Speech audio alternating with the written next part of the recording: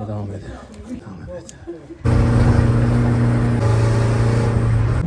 تعریق کبوب تنگی نفس این داره به سمت امای میره. ایست قلبی تنم برو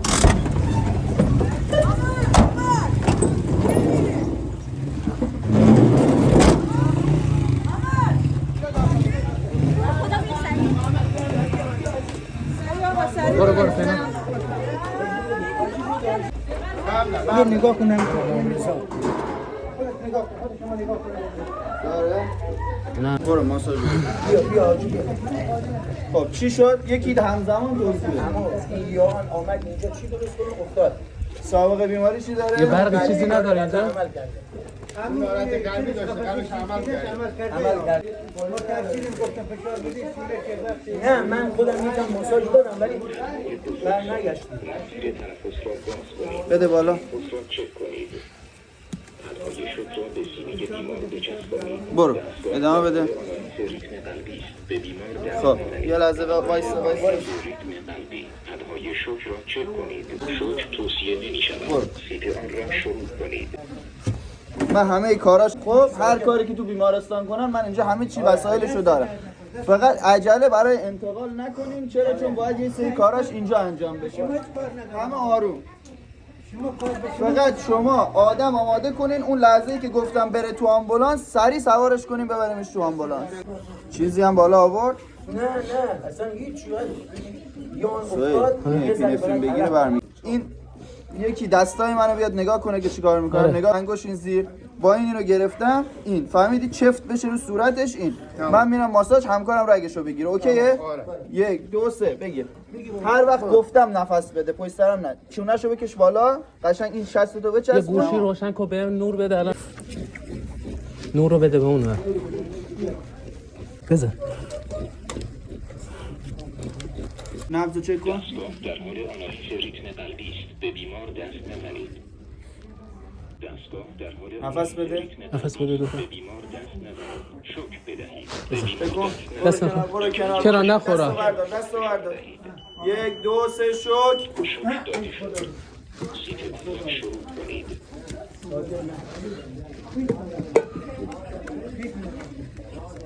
یه نور بده اینجا. یه دونه رگ سالم از ده تا این خود بزن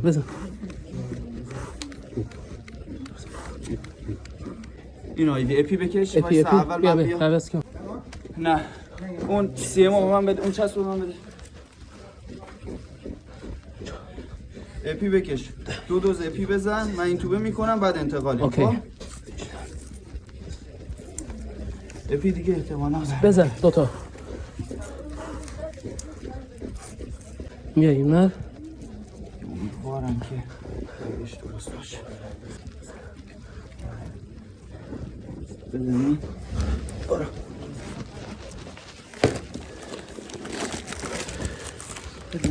نه خودش کشید نفس. آره تو اپی رو بزنی برگشت. تمام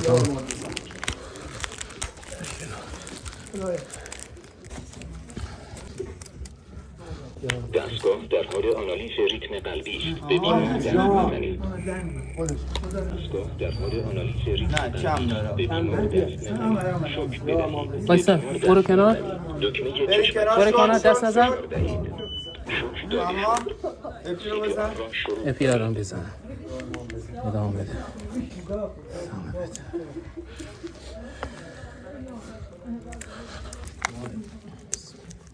ببین رگش اوکی. آره رگش اوکی آره 2 تا اپی بزن. دو تا. اونو برای چی برداشتی؟ بزن خب بیا سی پی آر من این تو با اما بیا 1 2 برو برمیگرد سویلا انشالله برمیگرد. خب بزن تو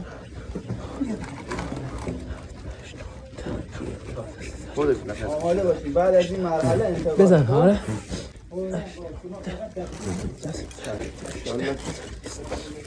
بزن. خب آقا برو کنار. تنفس خود به خودش برگشت. نبضش نمیدونم. نبضش هم باید چک کن. داره دیگه؟ نبض داره. بعد سرم ست بزن خب. اوکی. هایپر ونتیلاش داریم. آره هایپر ونتیلاش کنم. چون نفسش برگشته. متردد کنید. دستگاه در حال آنالیز ریتم قلبی است. به بیمار دست نزنید.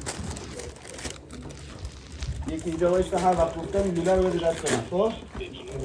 لوله رو از همین بالا میگیری پایینش دست نمیزنی. وایسا دست نزن شوک بزن. چشمک زن شوک وایسا را فشار دهید. شوک 1 2 شوک داده شد. داره خیلی کم. یه دوز اپینفرین دیگه میخوام.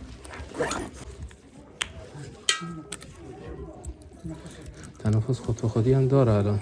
آره اوکی شد. بیار پایین انجره شدی چون نفسشه. بیار پایین. اوکی. یه لوله 7 بده من. 7 بده.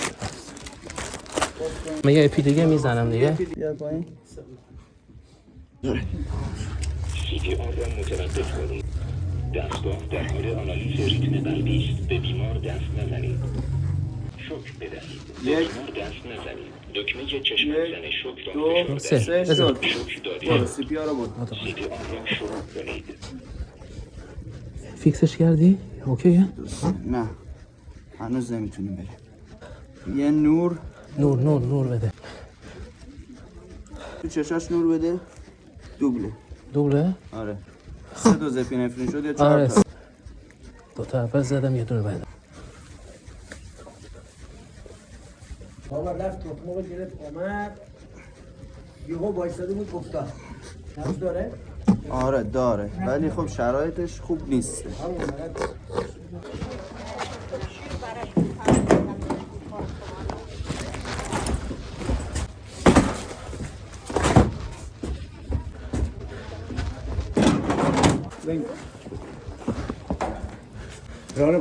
اینو فهم میکنی؟ واسه پیامبر کد اعلام کنم. پیامبر کد اعلام حالا کن. تو یه لحظه چیزش کن ادامه. یه لحظه واسه. سلام همکار واسه پیامبر یه کد اعلام کنی.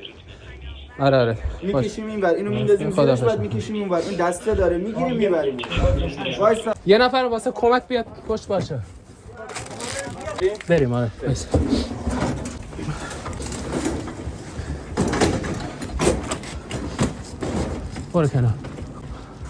برو کنار آقا.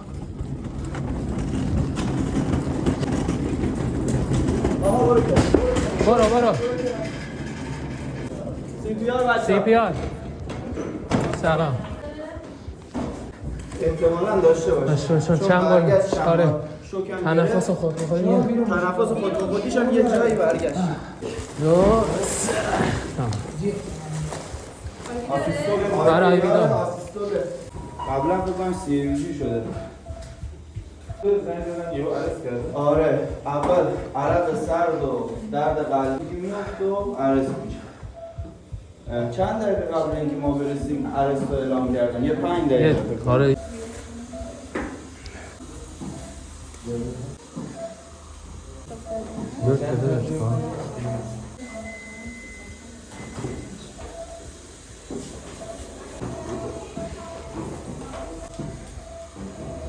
احتمالاً به دنبال امایی بودن. 4 بار شوک گرفت. بعد چی دارو؟ اپینفرین، آمیودارون هم متزنی.